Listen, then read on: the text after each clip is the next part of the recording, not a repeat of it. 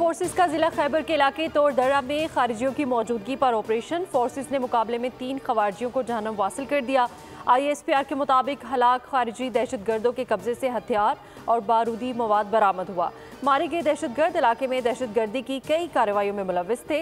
दहशतगर्दों और सहूलतकारों के खिलाफ सैनिटाइजेशन ऑपरेशन। पाकिस्तान की सिक्योरिटी फोर्सेस वतन अजीज से दहशतगर्दी की लानत के खात्मे के लिए पुरअज़्म हैं।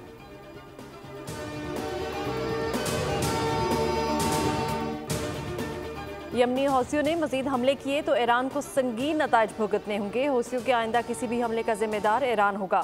अमेरिकी सदर डोनाल्ड ट्रंप ने वार्निंग दे दी है। Social media platform truth social पर जारी बयान में ट्रंप ने कहा कि आज के बाद से हौसियों की जानिब से चलाई गई एक गोली के बारे में भी ये समझा जाएगा कि ये ईरानी हथियारों और ईरानी क़यादत की जानिब से चलाई गई है।